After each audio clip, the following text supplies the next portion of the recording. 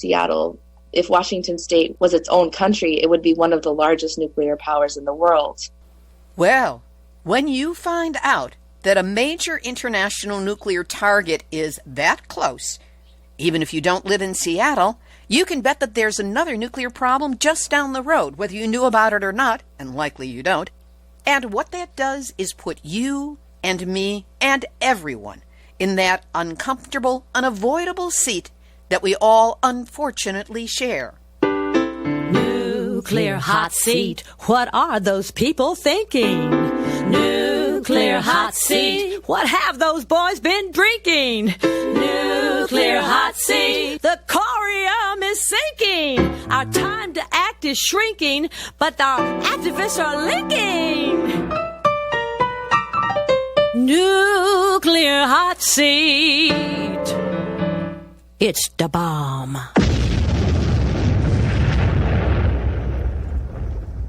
Welcome to Nuclear Hot Seat, the weekly international news magazine keeping you up to date on all things nuclear from a different perspective. My name is Libby Halevi. I'm the producer and host, as well as a survivor of the nuclear accident at 3 Mile Island from just 1 mile away. So I know what can happen when those nuclear so-called experts get it wrong. This week, we continue our series of update interviews by looking at stopping points on the nuclear fuel chain through the eyes of up-close and personal activists.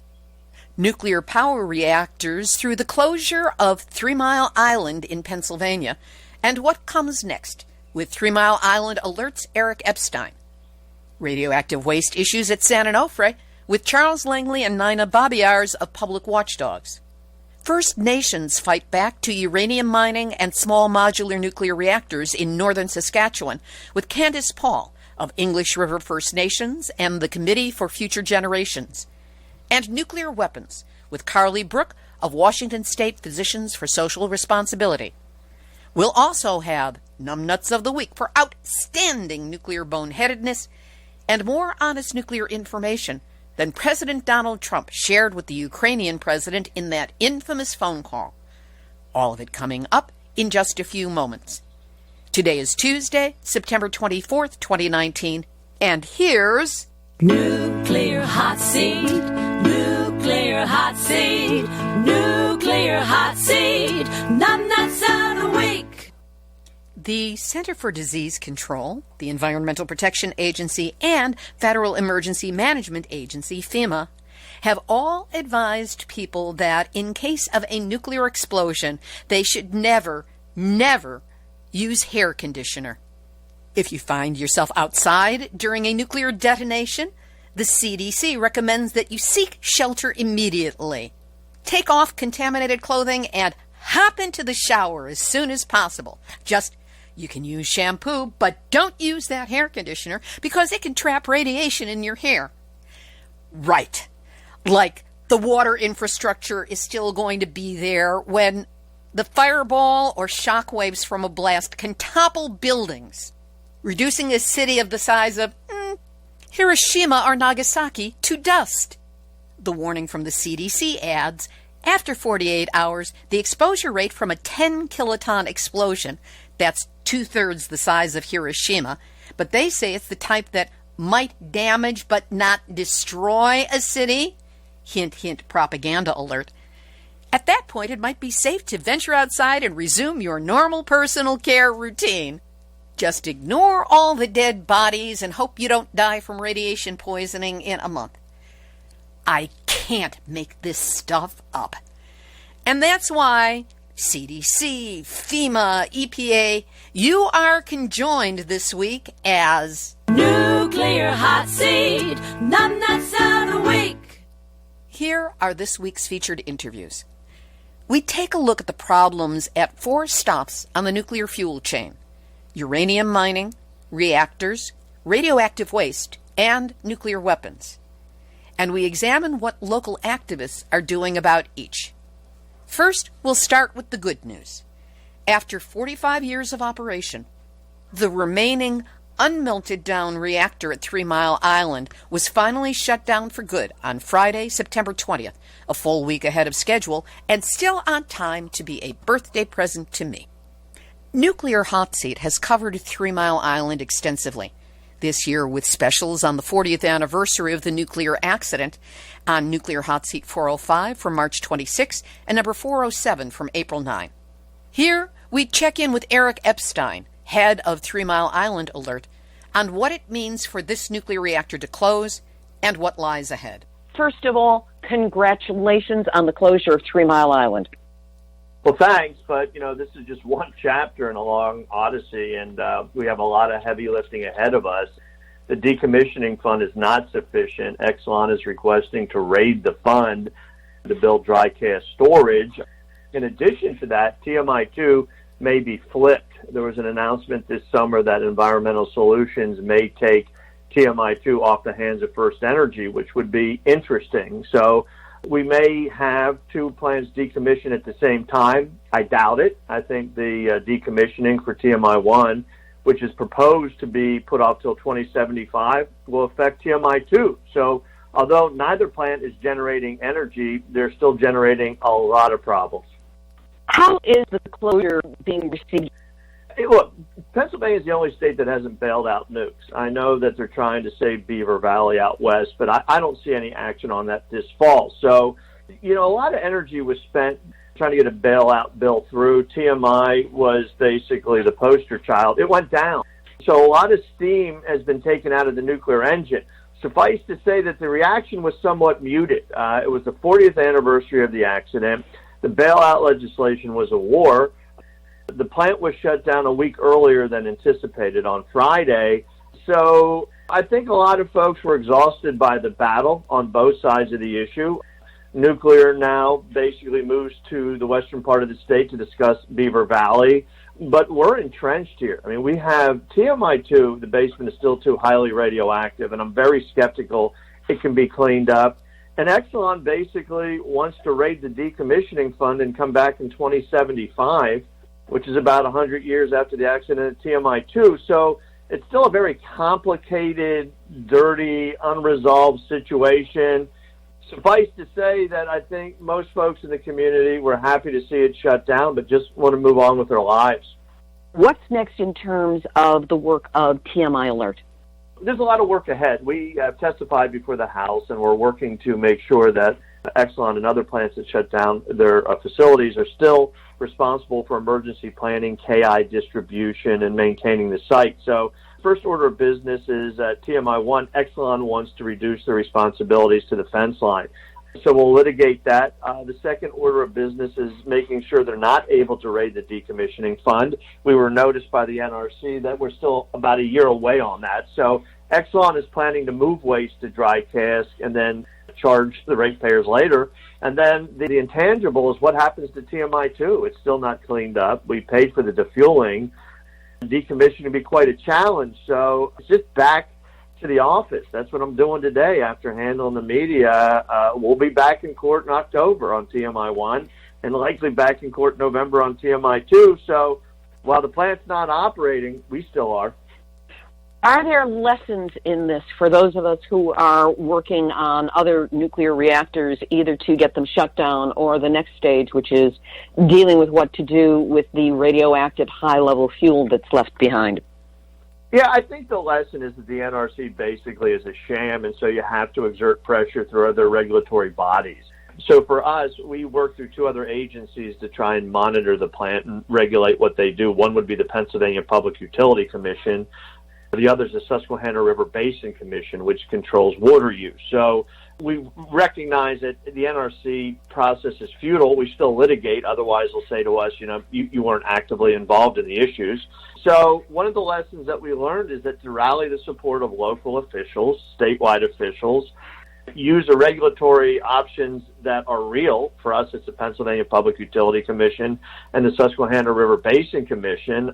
There was a point I thought the NRC, when we still had the systematic assessment of licensed performance, the SALP, was at least marginally interested, but there's no pretense of interest. It's just the charade. So I know we all have limited resources, limited time, limited money. I would just encourage people to focus and invest on success and ignore what, in my opinion, is just a useless process, and that process is called the NRC. Even facing all of these difficulties coming up, did you at least take a few minutes out to celebrate or hoist a beer or do anything to mark the occasion?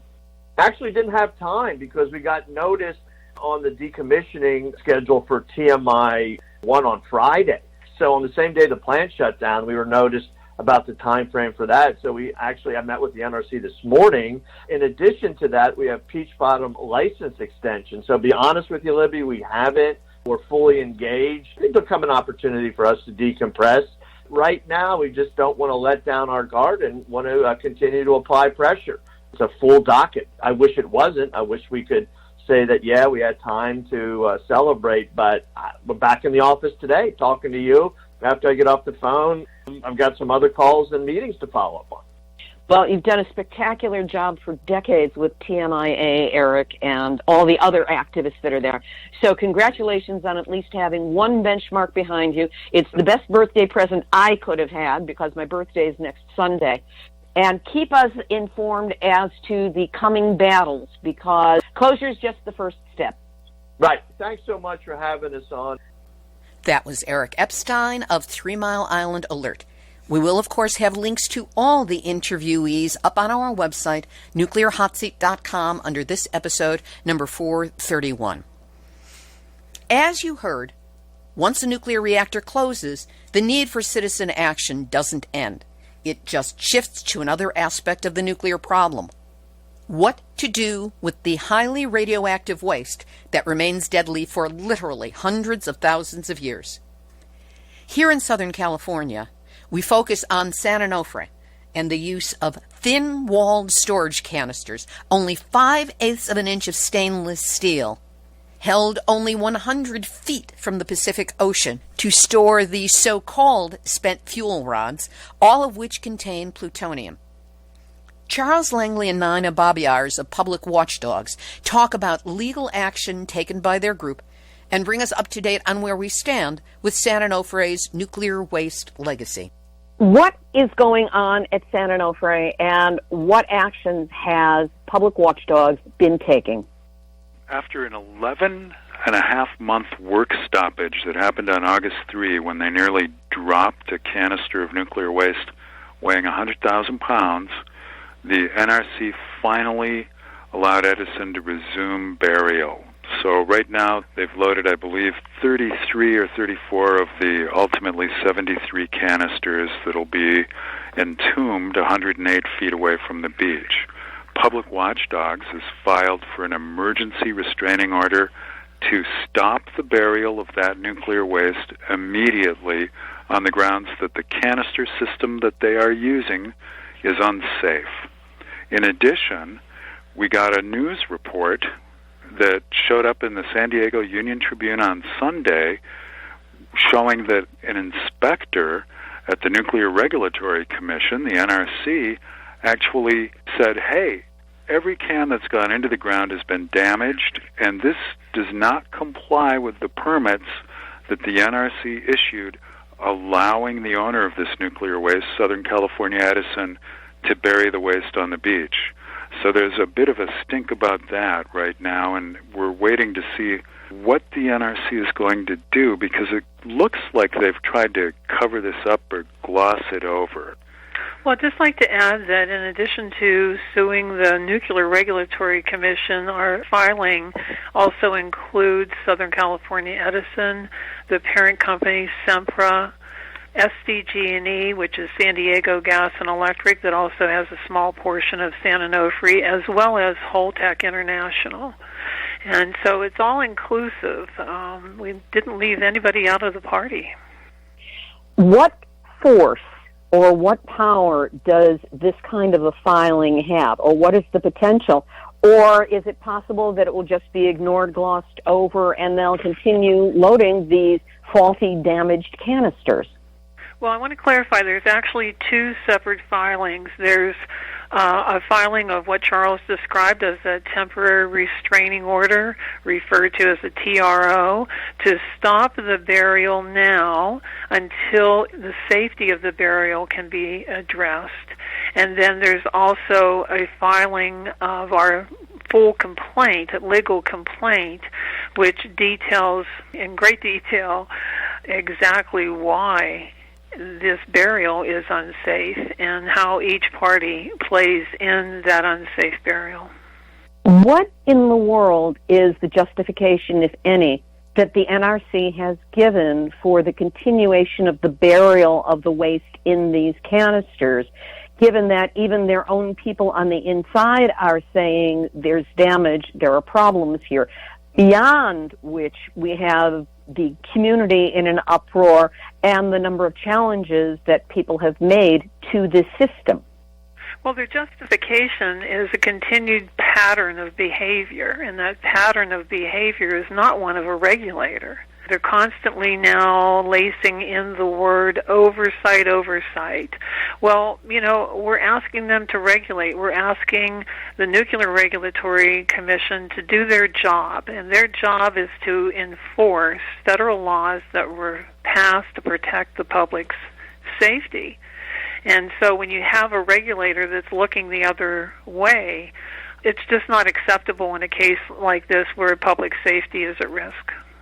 Libby, their justification is that these are minor scratches, dings, and gouges on the canisters, and that it's going to corrode over and self-heal the stainless steel container. Now, and the problem with these containers is they weigh about 100,000 pounds. Each one includes 37 spent fuel assemblies, and they're made out of 5/8-inch thick stainless steel. So it's like a gigantic soup can filled with deadly nuclear waste. And our concern is that even though stainless steel doesn't rust, if it's nicked or cut or scratched in a corrosive marine environment, which it is at San Onofre, it's about 108 feet from the Pacific Ocean, in these concrete silos, and the salt water and salt mist can get in there, that if there's any trace of salt in the air, it can create this situation where you get cracking, called chloride-induced, salt-induced stress corrosion cracking. And that has happened at the Coburg nuclear facility, which is also located near the ocean, in water tanks that are also located about the same distance from salt water. So we're very concerned about the possibility of these canisters cracking open. And if they do crack open, they'll release millions of curies of radiation, and they'll also be impossible to move because the only way they can get them out of the holes in the ground is to hook a winch up to the top and lift them up. Well, if you've got a cracked canister, even if it's a microscopic crack, that kind of stress could potentially break them open.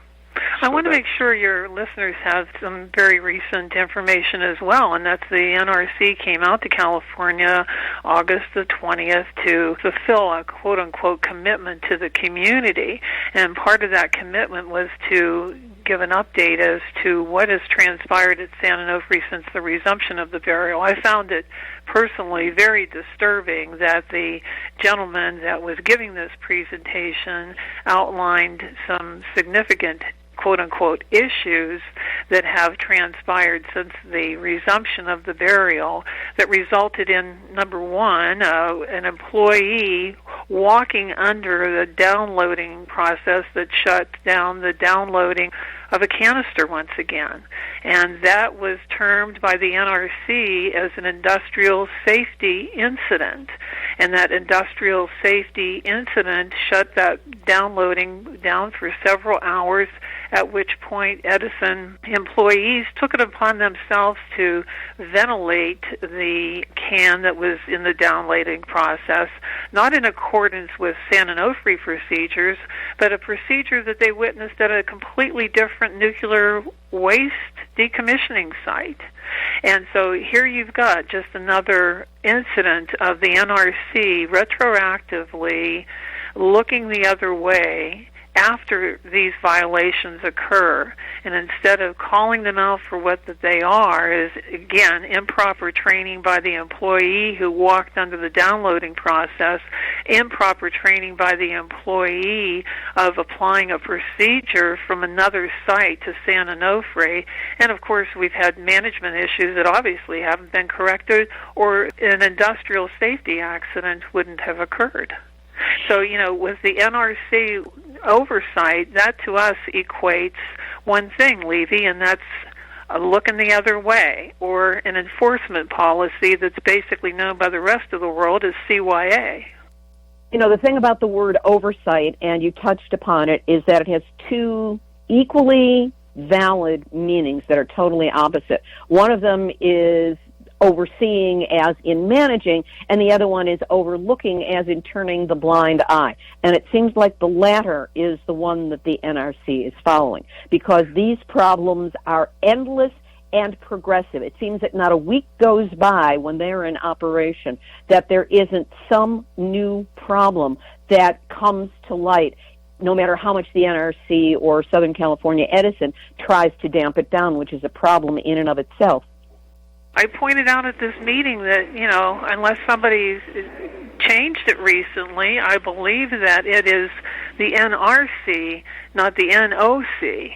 We're just asking them to fulfill their mission of regulating an industry, and obviously, if they have a problem in doing that, it might just be a clear demonstration that they're a captured agency, and there needs to be more than just oversight involved with regard to the NRC. They're turning a blind eye to serious safety issues at this facility, and we expect that to continue. Is there anything else that we can do, that the listeners can do, to try and support some regulatory sanity at San Onofre? Get involved, get engaged on our website at publicwatchdogs.org.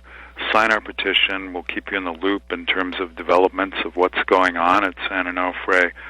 But until we get a government order from a federal court saying you can't move this nuclear waste, we are going to continue to see horrific safety problems at San Onofre.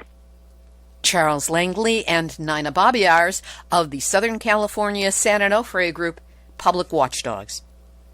We'll continue with this week's nuclear update feature in just a moment. But first, my birthday is on Sunday, September 29, and it's a landmark that ends in a zero and starts with a, let's just say I've already been eligible for Social Security for a lot of years and leave it at that. I love that one of the best presents I could have received is the shutdown of my personal nemesis, 3 Mile Island, and a big woo-hoo to that. So if you'd like to celebrate this birthday with me and honor my decades of life and activism, there's another way to go, and that's to send in a donation in support of Nuclear Hotseat. You know that you depend on Nuclear Hotseat as the gift of information that keeps on giving all year long. Facts and nuclear industry manipulation, attitude, actions you can take, and just some commiseration that you're not alone with your perceptions and fears about nuclear. Yes, it's true that we are all in the nuclear hot seat, and the best defense against it is to know exactly what's going on and how to resist its spread. So I'm rededicating myself to moving into yet another new decade of life with Nuclear Hotseat as my vehicle. To do that, I need your help to get us together and throw a no nukes party as I continue in the 9th year of sharing with you interviews with activists and genuine experts who contradict the state-approved narrative, along with a roundup of international news, numbnuts of the week, and anything else I can manage to squeeze into the hour. Where else can you find all this in a weekly counterbalance to nuclear industry propaganda lies? So come on, it's easy to donate. Just go to nuclearhotseat.com. Click on the big red donate button to send a one-time donation or set up a monthly donation of any size.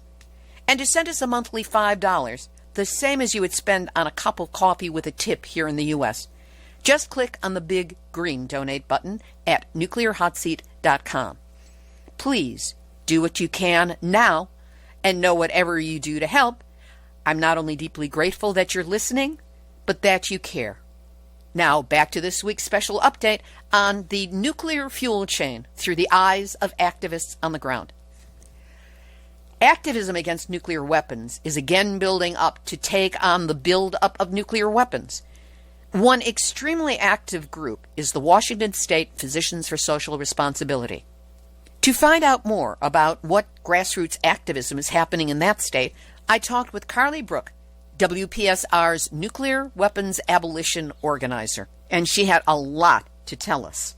WPSR, since the Cold War, has had an active role in the nuclear disarmament movement.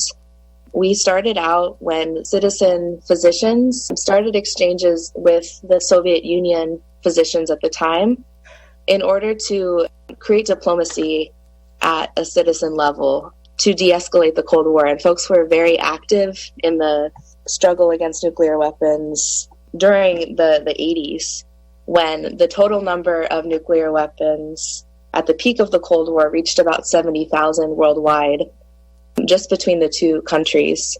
And since that time has been brought down to around 15,000. So we're concerned about the dangers associated with both the production of nuclear material, the risk of accidents, the legacies of testing, and also, of course, the risk of actual nuclear conflict between any of the 9 nuclear-armed nations. So we focus on this issue because the level of damage created by even one nuclear explosion, let alone the chain of reactions that would create a full-scale nuclear war, is just beyond belief and beyond the point where even physicians or medical providers would be able to treat the level of health effects.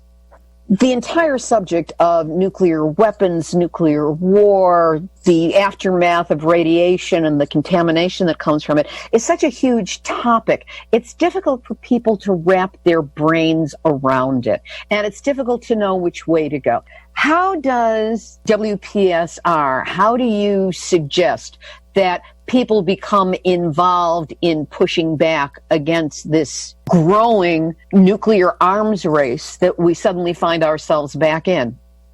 That's a great point, because we really do see ourselves at the starting line of a new nuclear arms race, whether that is the breakdown of treaties like the Intermediate Range Nuclear Forces Treaty that helped to end the Cold War by banning short-range missiles. That treaty just expired August 2nd. And in the days following that treaty, there were 2 incidents. One was a nuclear explosion in northern Russia, which was identified to be a new type of weapon that they were testing. And in the week following that, the second incident was the United States testing the intermediate range nuclear missile that had formerly been banned by the treaty. So we're seeing this buildup again of arms. And it can be a really intimidating issue for people to take on and people to find an entry point. So one of the ways that we tried to have people connect with this issue is just even inside of Washington State, understanding our personal connections. So one of the sites that's critical for people in the state to know about is the naval base at Kitsap Bangor, which originally served as the U.S. Navy ammunition depot responsible for shipping conventional weapons abroad. But this base hosts 8 submarines that have 20 Trident missiles on each submarine, with 8 warheads on each missile, with a total capacity of 1,280 nuclear explosives. This site is located just 20 miles from Seattle, which a lot of people don't know. So even just getting the information out there that if Washington State was its own country, it would be one of the largest nuclear powers in the world, given the number of nuclear weapons hosted here inside our state borders. So people understanding that this really puts us on the map in terms of potential targets of nuclear attack, but also gives us an increased responsibility to take action. And happy to talk a little bit more about how it is that we organize on this issue as well. Please do. Take the lead on that. Over the last 2 years, we've developed a grassroots coalition of different community partners called Washington Against Nuclear Weapons. And what we found was when we were lobbying in Congress to reduce nuclear weapons funding, to stop the nuclear weapons modernization or to prevent particular new weapons from being deployed, we weren't a powerful enough force on our own. And so we started organizing and identifying key civil society organizations, whether it be in the labor sector, youth organizations, faith groups, peace and justice organizations, to unite under a single coalition to coordinate our efforts. And now we've grown to nearly 45 organizations statewide, where we are able to coordinate our lobby work, coordinate our grassroots organizing, and take collective action on this issue. And one of the ways that we're partnering together is an upcoming event called the People's Town Hall on Nuclear Weapons. And this event aims to expose the many connections and many people impacted in different ways by nuclear weapons in Washington state. So we'll have folks coming out to represent the Spokane tribe, whose land hosts the Midnight Mine, where some of the uranium was mined for the bombings on Hiroshima and Nagasaki. And the people there are still dealing with the health impacts of that cleanup site. We'll also have people representing survivors of the attacks on Hiroshima and Nagasaki through the Seattle Hiroshima Club, addressing the impacts of radiation and loss of life under nuclear attack and complete destruction of both infrastructure and environment, and of course communities. We'll also have speakers representing the Marshall Islands, where 67 nuclear weapons were tested during the Cold War on their lands, in the ocean off the shores of their lands, forcing many people to migrate into places like Washington state. So we're able to come together to draw these connections and make a concerted argument together that nuclear weapons are not safe, they're too expensive, and we need to be creating an international norm to move in the opposite direction. You know, these are all excellent moves, and I would hope that next week's conference is going to be at least recorded, if not live streamed, so that people outside of Washington state can be able to participate or at least gain the information. Is that going to be the case? Yes, we'll have a live stream on our Washington Physicians for Social Responsibility Facebook, and we're hosting it at Town Hall Seattle, and Town Hall will also produce a podcast recording of the event. We've known, at least the sane people among us have known for a long time, that nuclear bombs are bad, nuclear war is bad. There's no winning a nuclear war because the entire planet and all life on it will suffer by the radiation that follows beyond any initial attack. What is different now, if anything, that gives us the hope that we will be able to make some progress and dial back the rhetoric, the actions, the growing threat that somebody is going to think somewhere that it's a good idea to use a nuclear bomb? That's a great question. One of the things that's different now is, for the first time since the Cold War, we're actually seeing movement in Congress on this issue. Chairman Adam Smith, who is the chair of the House Armed Services Committee, is really leading a conversation in Congress about the role of nuclear weapons and our nuclear weapons posture. Some of the key issues that he's raising, along with other colleagues, is an issue called no first use. And this addresses the U.S. role as the only nation that has ever started a nuclear war with the first strike. And so they're trying to pass a policy that would prevent the United States from ever starting a nuclear war or using nuclear weapons first. This would be a major victory because we really want to see nuclear weapons taken off the table in terms of military action because of their level of destruction. We're also seeing more and more people in Congress come on board to talk about the risk of a new type of weapon called low-yield nuclear explosives. And these weapons are about a third the size of the bomb dropped on Hiroshima and Nagasaki. But these weapons are particularly dangerous as quote-unquote small nukes because they change the balance and calculation of nuclear weapons use. And unfortunately, some politicians are talking about them as usable nuclear weapons. So they really blur the lines of conventional war and nuclear war, with the possibility that one of these types of weapons might be deployed. So there's a fight right now to make sure that since these weapons haven't arrived, haven't been deployed yet, that we could still stop them in Congress. And there's a pretty active conversation about that right now in the National Defense Authorization Act, whether or not that funding will be approved. We actually had a conversation 3 weeks ago on Nuclear Hot Seat number 428 with Jay Coughlin of Nuke Watch, New Mexico. And he went into great detail about the actual dangers of a small nuke being launched because somebody thought that, hey, it's small, nobody will really notice that it's a nuke. And whatever country is receiving it not being able to determine the size of the bomb coming in. They just know a bomb's coming in or that a bomb has landed, and they will retaliate full force, and there we will have it. It's a huge danger, and it's something not to be taken lightly. And we actually have the opportunity right now to make sure that the funding for these weapons to be deployed is not approved between now and the end of the NDAA conference. So what can an individual do who wishes to join in this very worthwhile Let's Stop the Bomb program and have a voice that is heard and that has the potential to join with others to make a genuine difference? There's a lot that individuals can do. One of the ways that people can have an impact on this issue is to actually make your voice heard with your representative in Congress. While so many issues are so worthy of our time and attention, this is not an issue that our representatives are hearing about from their constituents the same way that they were back in the 80s. And while this issue has sort of faded to the back of mind for many people, the current rising tensions globally, whether it be between Israel and Iran, India and Pakistan, the United States and Russia, are calling for a broader movement against nuclear weapons.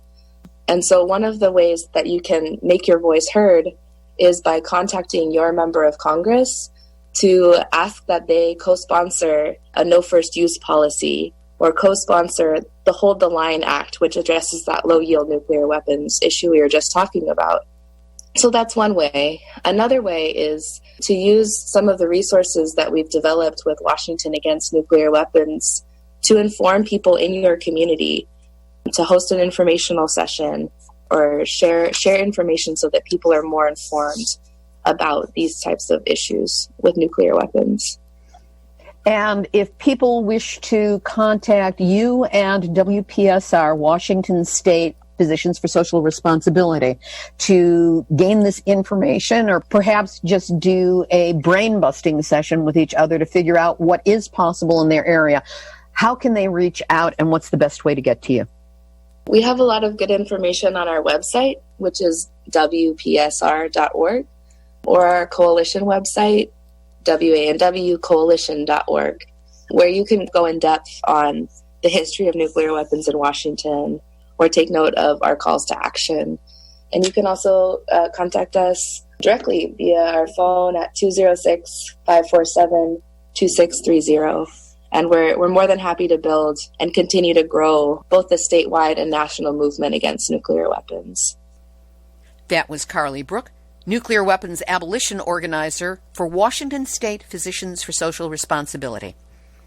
Finally, we look at the start of the nuclear fuel chain, uranium mining, and its continued impact on Northern Saskatchewan.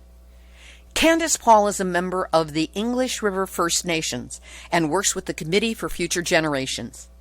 She and her people live a traditional lifestyle close to the land, which is why you will hear moose mentioned more than once. Candyce Paul, it's great to have you with us here on Nuclear Hot Seat.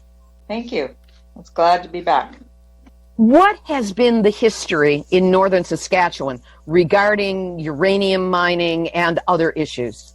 Saskatchewan has long history of uranium mining, over 60, almost 70 years now. On the far north, around Uranium City, they were involved in getting material for the Cold War for the United States and other allies, I guess, probably England and France as well. And since then, there has been a lot of uranium mining in our part of Northern Saskatchewan. It's called the Athabasca Basin. It's all Dennis-Lukini territory. All our hunting territory is, unfortunately, got rich deposits of uranium ore. So that's the history in a nutshell. We have probably 40 or more abandoned uranium mines, some in various states of cleanup or not cleaned up. The Gunner mine is in the process of being cleaned up, and it was one of the bigger, messier spots. Laredo mine is ready to get turned over to institutional control. Whether it's actually really cleaned up to a satisfactory degree is really doubtful. They can't clean the contamination that ended up in the lake, and that's a big lake that flows all the way to the Mackenzie River, so it's contaminating chunks of the planet already. The tailings from those mines were flowing through the rain, through the snow melts, through the wind for decades before anything was ever done. There is now another decommissioned mine.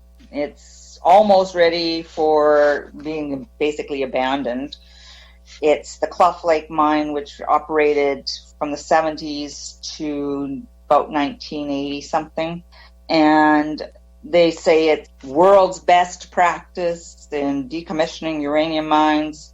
But we've got whistleblowers coming out telling us what they didn't do and the shortcuts they took and the things that could be causing problems. They've actually gone back and looked at the sites themselves, these workers, and they're not happy. And they're feeling pretty crappy about the job that they were made to do. And yet the Canadian Nuclear Safety Commission and the province of Saskatchewan say it's good enough. There's no real oversight. They say it'll be all right for traditional use, except one of these guys actually tracked a moose right into where the tailings had been, into the water. There's cattails and things there now, and they were pawing through to get to the salty, contaminated stuff. There's only 1 meter, that's 3 feet, of cover, rock, sand, soil, on top of it, and the moose have been pawing through to get to the salty stuff underneath. A lot of runoff comes onto it, so there's water pooled there. He tracked that moose, he hunted that moose, and he killed it, and when he opened it up, he noticed right away the liver was bad. And for us as a people, we know we don't eat a sick moose. And a bad liver designates a sick moose. He said it smelled bad, it looked bad, it tasted bad. I don't know why he tasted it, but he did. So he decided to take samples, tissue samples from all of the organs, the bones, and meat, and sent them off to Saskatchewan Research Council, which is supposed to be an independent lab that would test these things. And the results came back, and he sent me the results. He was concerned with the high levels of cadmium in the meat. I sent these results to the lab in Le Havre, CRERAD, and they sent back immediately, don't let anybody eat that meat. Look at the polonium levels. They've used a different unit so that it looks small, but it's not. It's high. And he recorded a whole conversation between him and the Canadian Nuclear Safety Commission, the Saskatchewan government, Saskatchewan Health, and he tried to take them to task over that moose and the contamination of that moose. And they really scrambled. They were desperate because he spread that news across the north to all the people that we depend a lot on moose for our sustenance up here. People were very, very concerned. They scrambled. They said, well, those cadmium levels, you must be comparing them to what's acceptable in the Yukon. That's kind of weird, because if it's not safe in the Yukon, how is it safe here? And that is from the general contamination that came from mining throughout Saskatchewan? Well, around the Clough Lake mine, the one that's being decommissioned. Now, we've got 5 mines that are currently status of mine. Although 4 of them right now, since the downturn in the uranium market, are on just shutdown operations and maintenance. although the Rabbit Lake mine is probably going to get closed because it was nearing being mined out anyway. So we've got McArthur River Mine, Cigar Lake Mine. Cigar Lake's the one that's operating. Rabbit Lake Mine, Key Lake, which is no longer a mine, but the mill is still operating, and McLean Lake Mine and mill. I recently covered the uranium tailing spill from 40 years ago that happened at Church Rock on Navajo Nation. I understand that you also had a significant uranium spill up in Saskatchewan. Tell me about that. We had one in 1984, and it got in. They released a lot of liters. I'm not even sure how much of contaminated tailings water got into the river systems, into the watershed. So the Haltane River was impacted. It's probably still impacted to this day. There's been multiple spills. Not everything ever made the news. We didn't find out about one that happened in 2014 until there was a hearing on uranium processing plant that's in downtown Toronto. And one of our members of our committee went to that, and they were discussing a spill that had happened that week in our territory at the Key Lake facility. Nobody in Saskatchewan knew about it. They listed on their website, but you have to know when and where to look. And that's an issue. And it's still an issue. Just last June, they discovered that the mill has been in operations maintenance now for 2 years. And they discovered a leak of uranium into the groundwater. It had seeped through the floor of the molybdenum extraction plant, which is one of the most toxic places in the milling system. It had basically, uranium had contaminated the floor because the caustic materials they used to process it ate through the surface of the floor. So the floor is relatively thick concrete. They apparently replaced the top surface of that floor in 2012 and sealed it again. But since then, it has eaten through again. They had put water on top of the floor because they knew there was uranium in there, and it was releasing radon gas at all times. But because there wasn't some constant use for just checking it once a month or however often they check it, they put water on the floor so they wouldn't have to dress people up in hazmat suit to check. And lo and behold, they check and there's no water on that floor. Meaning that the water had soaked through, which means that any kind of contamination that would have been there would also have soaked through. Exactly. And then they checked some test wells around the building, and it had gone at least 20 meters into the groundwater below the building, away from the building. This is in our territory. This is in our English River territory, of which I'm a band member. And our band membership wanted a lot more information about this because it's very concerning for our people. Still have a cultural camp 60 kilometers from that mine site. They hunt moose in that area still.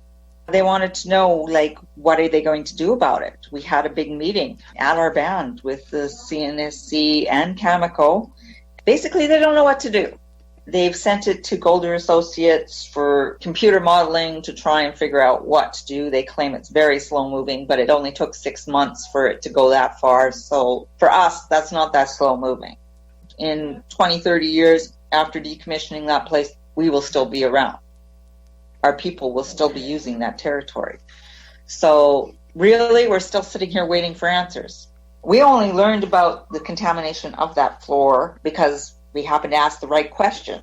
They told us about that resurfacing that had happened in 2012, which means it had been doing this for years. And a lot of the former mill workers knew this, and they knew the company knew it. But they went the cheap route and only replaced the surface. So I asked the Nuclear Safety Commission, how do you guys regulate the building materials that are used? Because concrete is basically porous. Water does go through it. Well, we don't regulate the building materials, he says. That's up to Canada Building Codes. Canada Building Codes are bare minimum set of codes. So I'm really not impressed with the lack of responsibility and accountability on that. Mm-hmm. With both the company, who was obviously just taking shortcuts, and the regulator, who has never bothered to deal with material. And that makes me very concerned because do they deal with material with nuclear reactors? It sounds like the government and the uranium mining companies are trying to get away with the lowest possible standards they can, and as a result, there's been contamination, certainly in the waterways in Saskatchewan, and it sounds like in the food supply as well. What kind of pushback or fightback is coming from you and the other residents of the English River Band? Pushback is getting greater from the band membership, maybe not so much the administration, because they are tied to the industry through a collaboration agreement. It was a 10-year agreement. For another 4 years, they got to keep saying nice stuff about Cameco and Areva. But the membership, were not very pleased, and were demanding a lot more accountability, and they were actually demanding daily monitoring of these wells, because there apparently used to be daily monitoring, and wondered why that isn't proceeding. And they also were demanding that the CNSC do not consider any further licenses until these things are accounted for and these things are rectified. So that kind of pushback is what's happening. We made that information as public as possible through Facebook. Media picked it up. So because media picked it up, the rest of Saskatchewan got to hear about it, because the rest of Saskatchewan has no idea what goes on up here in these mines. Nothing. They don't know about the contamination. I run a whistleblowers hotline, and some of the mill operators, because nobody's working anymore, they've all been permanently laid off now, and they are starting to talk. They told me, like, there's safety systems within the mill, okay, and alarms are supposed to detect when filters are full that need changing. Well, they've learned to bypass, though. Cameco tells them, bypass it, we don't want to stop production right now. So when the socks are full, they just bypass it. The socks are the filters. They bypass it, and all of that is vented out into the environment, into the air. And people who are expected to clean the calcinators where the yellow cake is separated and spun out, those guys only wear those little white disposable coveralls, and for years were only wearing carpenter's masks to work in that and spray them out and clean them. And they all have been contaminated. Many of them have died. And now they contract that work out, and those guys come in with full hazmat suits. Things that have been dumped into the tailings as well, people in Saskatchewan knew nothing about. There's a whole locomotive and train, cars, track, and all of the equipment that was used to haul it from North Dakota. There was an accident where a train hit a yellow cake truck, and all of that stuff, including all of the topsoil for a mile around, was all brought back to Key Lake and dumped in the tailings pit. So, in other words, they, quote unquote, decontaminated the site of the accident and just took all that contamination and dumped it in the middle of the lake in your area. Yeah, that's what they did. And nobody in Saskatchewan was aware of that, except maybe a few of the people that worked up there. Those are the people that informed us of it. That was back in 1984. Southern Saskatchewan, where most of the population live, they haven't got a clue. They think uranium mining is fine because it brings in jobs, and they hear that the native people up north are employed. Well, it was a big employer, yes, but a lot of the people that worked were given the dirtiest jobs. They weren't given the safest jobs. They were given the grunt jobs, and they were told to put out and shut up or get blacklisted. And that happened all the time. Down there talking. This is an ongoing outrage that you have been dealing with, and it doesn't sound like it's going to end anytime soon. What can those of us who perhaps don't live in Saskatchewan, even southern Saskatchewan, but elsewhere in the world, but are hearing this report, what can we do to support you? Right now, because of that downturn, there is no real market for uranium, and we don't want to ever see a new market for uranium. But U.S. and Canada are in cahoots to promote small modular nuclear reactors. In Canada, the Natural Resources Canada is promoting them for use in northern communities, northern Indigenous communities, where they say they want to reduce greenhouse gases because diesel is used to generate electricity in some of these very remote communities. We also have big climate change issues like permafrost melting and sinkholes and all of that. The Canadian Nuclear Safety Commission has asked the government not to require environmental impact assessments on the deployment of small modular nuclear reactors. A lot of these reactors will not really be for those communities. They will really be for resource extraction, which is, they've basically sold out Northern Canada for resources. It's devastating in terms of what we can expect in the future. So small modular reactors will be nuclear waste all over the country. They're all experimental. So if people could just do whatever they can to stop this nonsense of greenwashing small modular nuclear reactors, SMRs, they like to call them. They like to leave out the nuclear word. That would be really helpful because that will kill their industry. As we are living right now, there's still uranium exploration happening. There's 2 junior companies trying for a license for uranium mines, one who wants to do in situ leach mining. Yeah, there's no problem on the surface. It's all in the aquifers.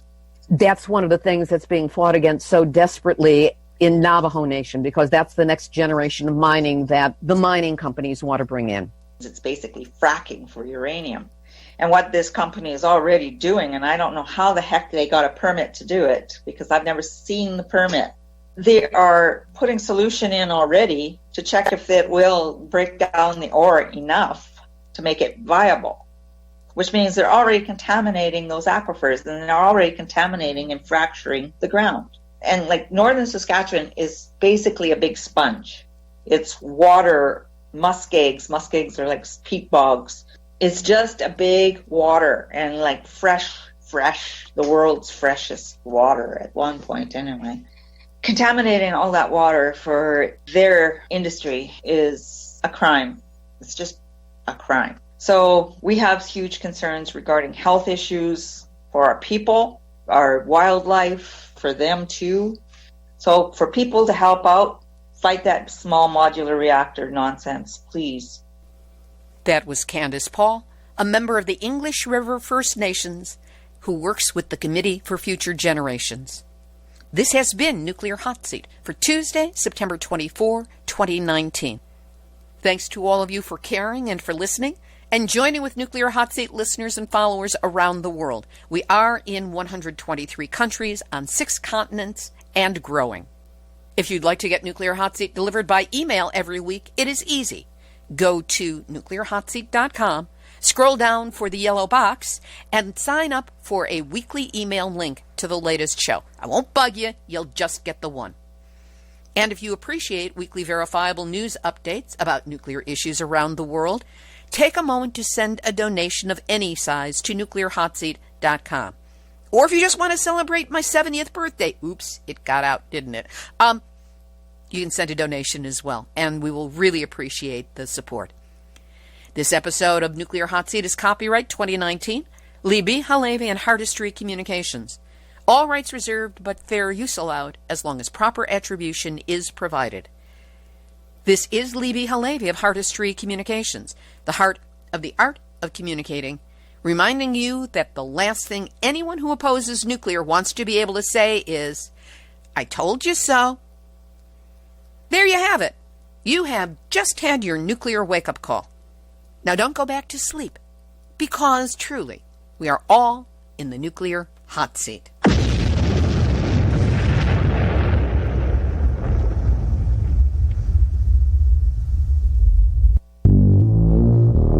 Question everything. Intelligent radio for intelligent people. UCY.TV.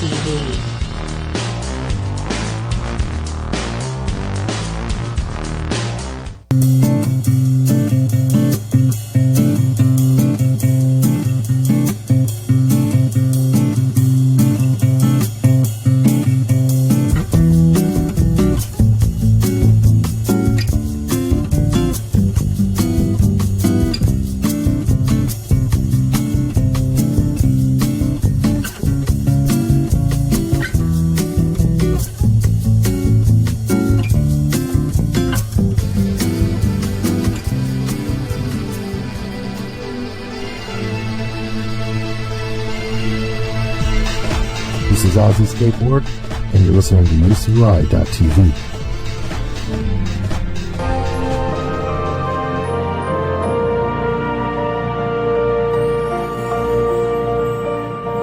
I have seen the torch of freedom pass from hand to yearning hand.